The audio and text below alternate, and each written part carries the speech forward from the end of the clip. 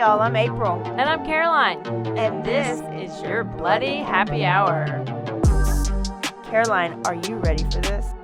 This is your newest guilty pleasure. It's the bloodiest part of your week. Did we say something about it also being happy hour? Show did. Because we're about to be sipping on some murder. Bloody Happy Hour.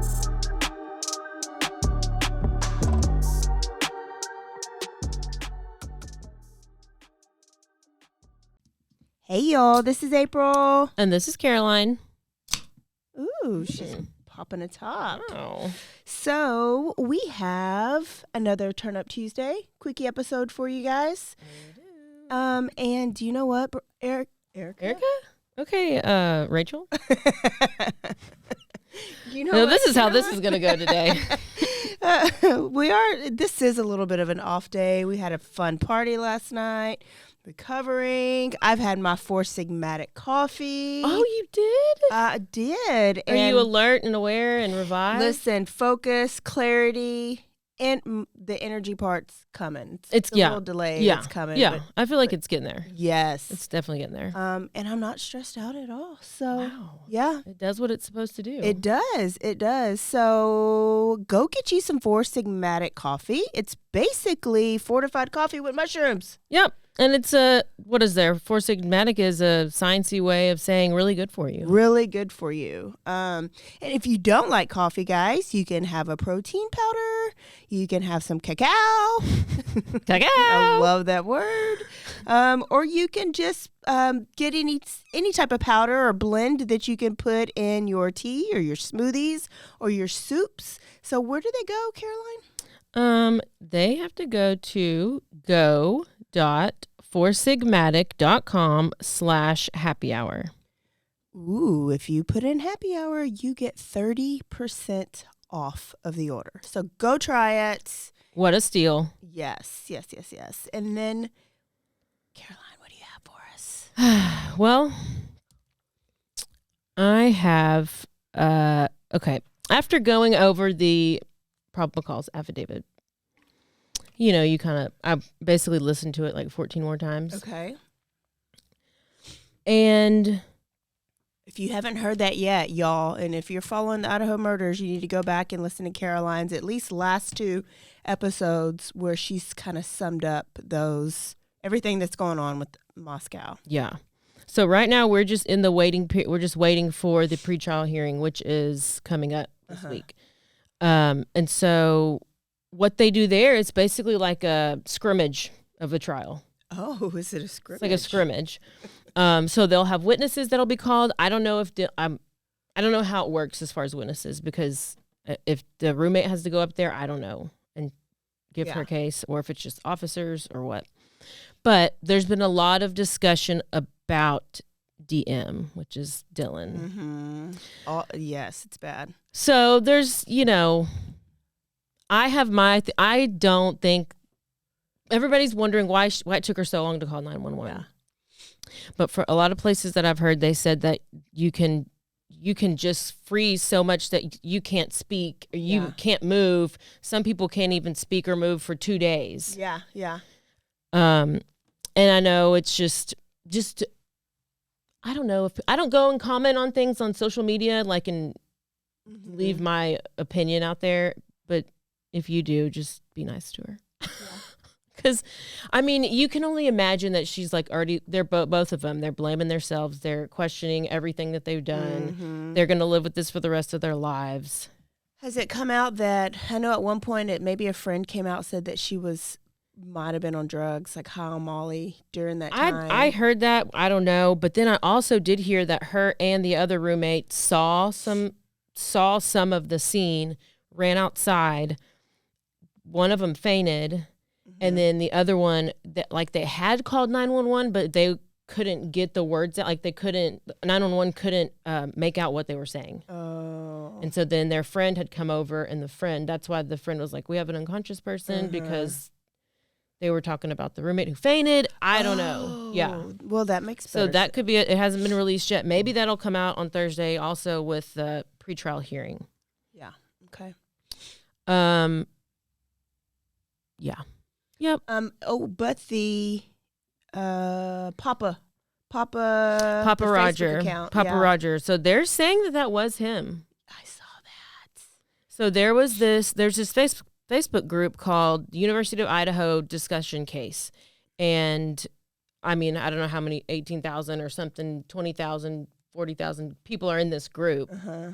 And there was this guy who was this screen name who was constantly commenting and asking questions and saying things that, like, talked about the knife sheath and how it was left at the scene, like stuff that you can't. How do you wouldn't know? It from what I saw is that it was saying things that only the killer or law enforcement would have known. And he did a TikTok video too, right? Maybe we don't know. Okay. And there was also this podcast that somebody had called into, and they also thought it was him. Shoot. So there's a bunch of those type of things going around, but I'm pretty sure they've confirmed that this Papa Roger, which I wonder if he wanted to get who caught. else's last name is Roger?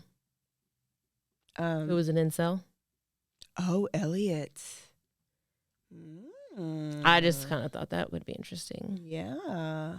So Elliot Roger was the one you did on your live show. Yeah, he was an incel that Involuntarily celibate, right? Yeah, that's what incel.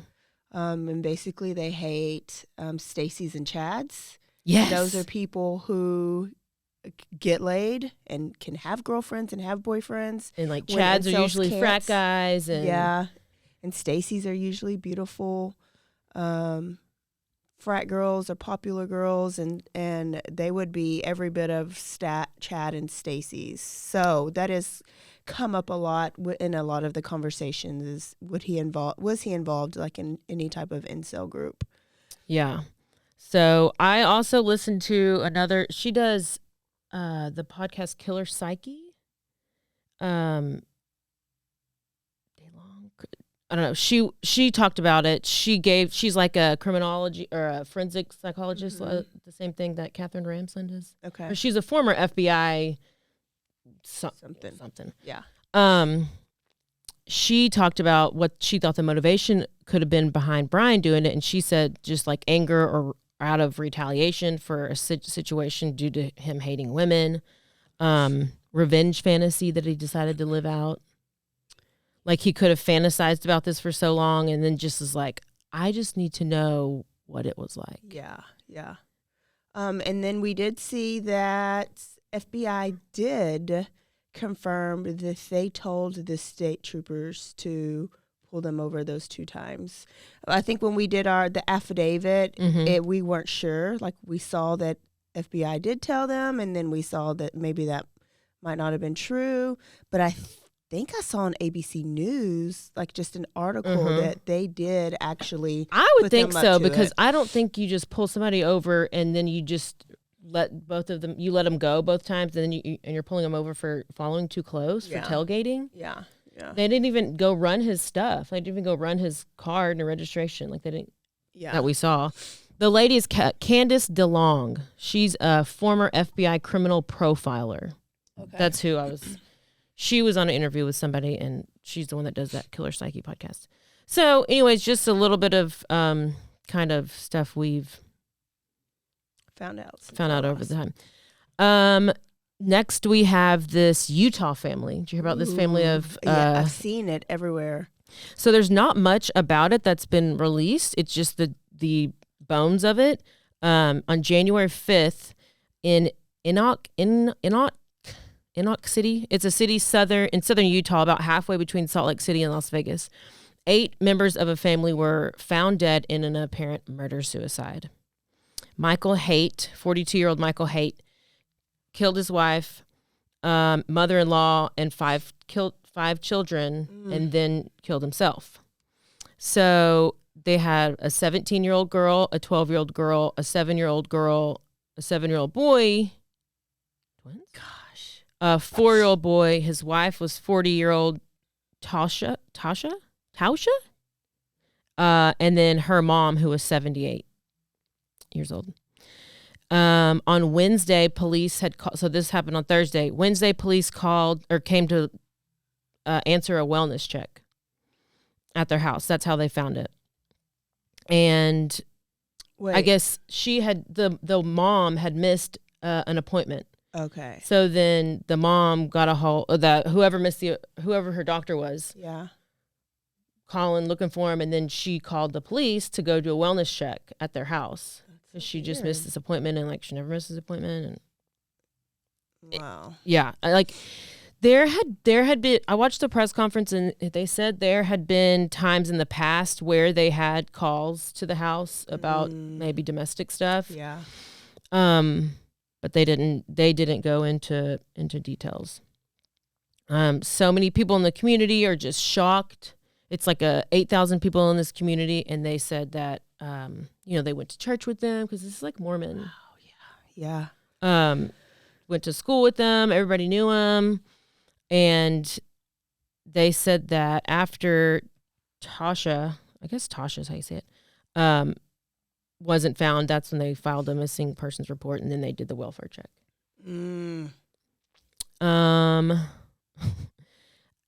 What did he say? The mayor was like, "Oh, we're a very close community, and the neighbors are good people. Like, we are just completely shocked. They just had no idea."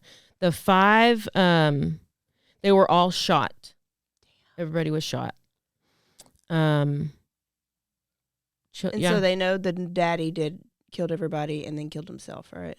Yeah, I mean that's at least what they're reporting. They couldn't say how long that the family had been dead. But they said that the mother-in-law and the mom had been at a church function the night before. So they couldn't have been dead for that long. Yeah, yeah. The motive? Money. Divorce. That's at least all we know. Yeah. Tasha had been to her divorce attorney, and she filed for divorce in December. Wow. And she had met with her divorce attorney twice, and the most recent visit was on Tuesday, was the Tuesday of this week, of that week of the murder. Mm-hmm. And they had been married since 2003, and that's all we have. Wow. And now a word from our sponsors.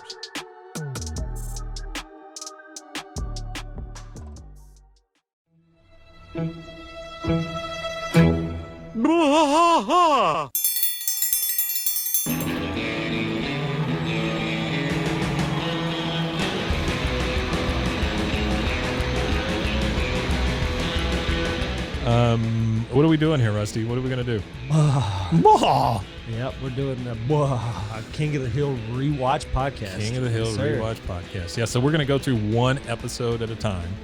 Come along for the ride with us. Come check it out. And give me a good like Dale Gribble quote to go out on.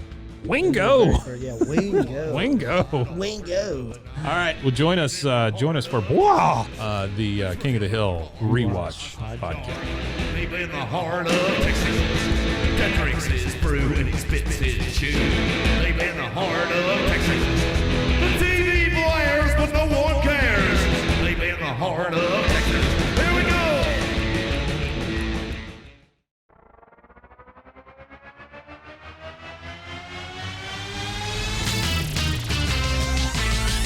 Bros and heroes. Gonna tell you about bros and heroes. Gonna tell you about. Hey, I'm Zach. And I'm Mike. And we have a fantastic new podcast to tell you about.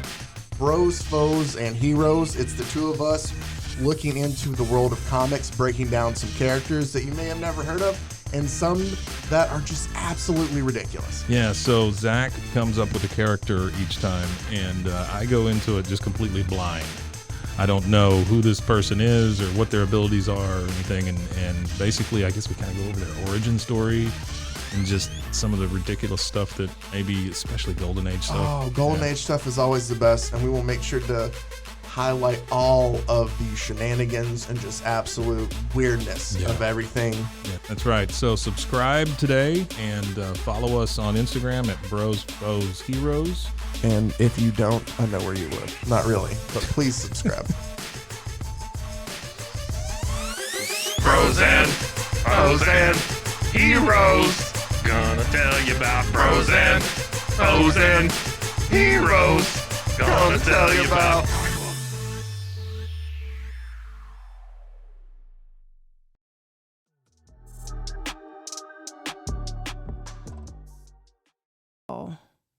You know, they say of the most dangerous times for women is when they're pregnant. Married woman is when they're pregnant, and when they're going through a breakup, separation, or divorce from the person that they're married to. That is crazy. Wow. So crazy. I have one last little update. I know we briefly did a little bit of the story, but I don't think we put it out. The twins that went missing, those twin boys, those twin baby boys. Uh-huh. So I'm going to just, this is a pretty funny story. Okay. I mean, it's not funny, but it's interesting. It ends well. Two little baby boys, Kyer and Kaysen, they were on December 22nd, a woman named Nala Jackson was arrested by the police, Indianapolis police, for stealing a Honda Accord, which had these two 5-month-old babies in the car. The mom, she had parked outside of a pizza place, Donato's Pizza Place in Columbus, Ohio, left the kids in the car. She went in. She was working for DoorDash. Okay. We got a lot of DoorDash in all these. Yeah. Okay. She was working for DoorDash. She goes in, picks up the food, and on her way out, she's like, "Where's my car? My car's gone. Car's gone." She was in there, and they I guess she went back inside. They did an Amber Alert, and then pretty soon after they issued that Amber Alert, one of the babies, Kyer, was found abandoned but safe. He was at the airport. Now, was he In a car. He was in in a car, and somebody had heard him crying as they walked by the car. But he wasn't in the stolen car. Right. Okay. Yeah. Weird. So the other one was still missing. Well, then you have these two Indiana moms, they cousins, Okay. Delmar and Mecca Curry. Cheyenne Delmar and Mecca Curry. I'll go by their last names. So they said they played all this out on their TikTok. So Delmar, one of these ladies, met Jackson, the kidnapper, met her at a gas station because she was outside the gas station selling toys. And so she bought a toy from this lady at the gas station. Okay. And so she didn't know who this person was, and the kidnapper lady asked her for a ride somewhere. So then this Delmar was like, okay, and took her for a ride and got her phone number while she was giving her a ride. Well, eventually she ends up seeing this lady's mugshot on Facebook, and she's like, oh my gosh, I just drove that lady somewhere and I picked her up and I bought a toy from her. And she's the one who's on the TV who kidnapped these little boys. And so she calls her cousin, and then they are like, we are DTF. We are DTF. And she's like, calls the lady back, and she's telling her she wants more toys. And so they get the lady in the car, which I'm like, now this is, I don't know, y'all are really down to DTF. And so they call her, they pretend that, want more toys. They meet up with her, drive her around. While they're driving her around, they also are calling the police. And the one girl's on the phone pretending that she's talking to her husband, while I guess the other one's distracting her. And they put a lot of this on live stream. I think it's taken down now, but then they also have a bunch of TikToks out there, 16 different TikToks. Wow. I didn't know all of this. I didn't either. That's what I want to talk about, because it was it's funny. So they ended up, police met up with the woman at another part of town. They basically pulled the car over, and that's how they arrested the lady, the kidnapper. They were slick. Dude. So Delmar and Curry, the TikTokers, decided that, they were going to search for themselves, and they tracked it down, and they parking lot of Papa John's, and then inside of the car was, I guess the car. Pizza place. Yeah. It started at a pizza place. It ended at a pizza place. Yes. Inside the car was Kaysen wearing the same clothes that he had on 3 days earlier. The only thing that was wrong with the baby was that his diaper needed to be changed. Okay, so if she's in the car with them, how did they end up at Papa John's with the car? It just says they decided to search for the infant themselves, eventually tracking down the missing Honda in a parking lot near Papa John's. Hell yes. I love it. Yep. So he was found in good health. DTF. She was charged. The kidnapper was charged with 2 counts of felony kidnapping. She was also charged with battery of bodily waste. I've What? never heard of that. Apparently, the investigation is still ongoing, and there's details that they can't release yet or something. But I sure hope that these people got a reward.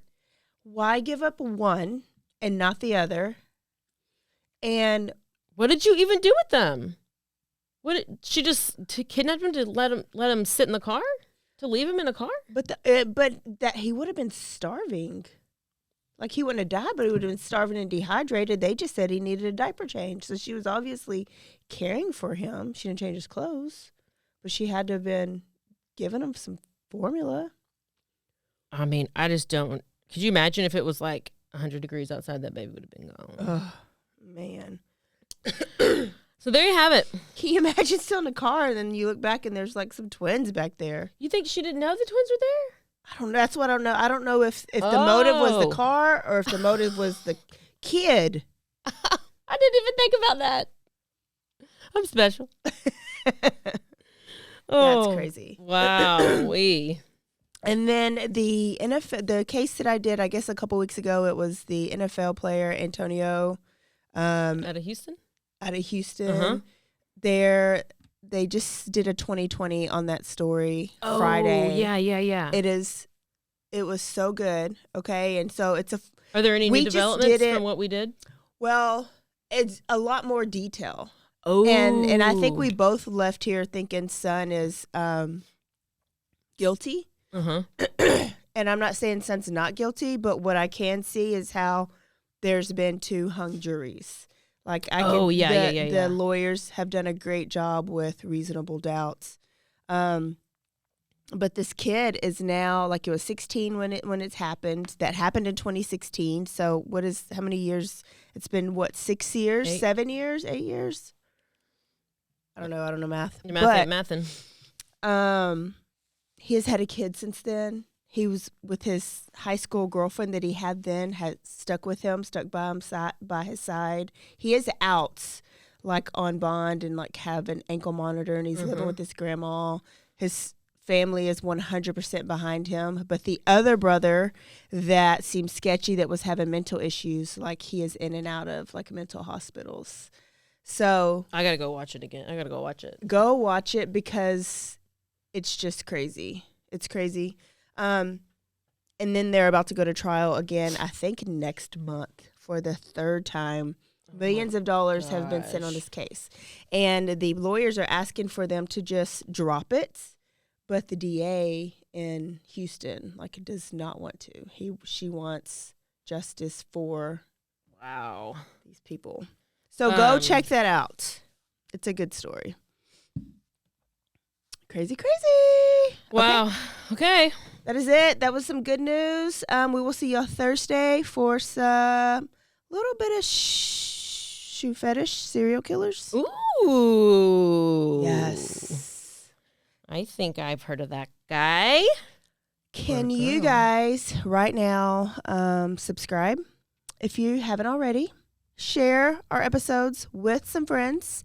And go in and put us a review because we love reading those.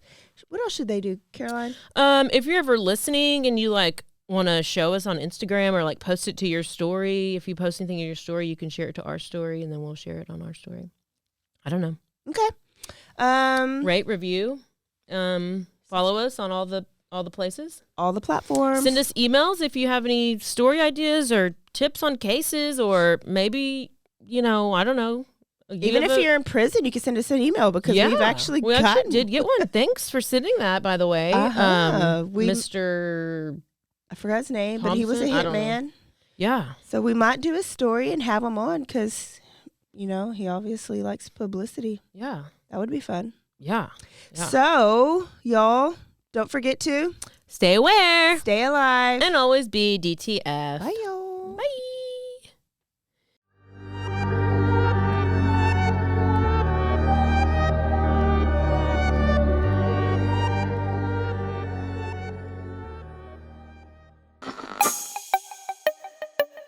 This has been a Rogue Media podcast.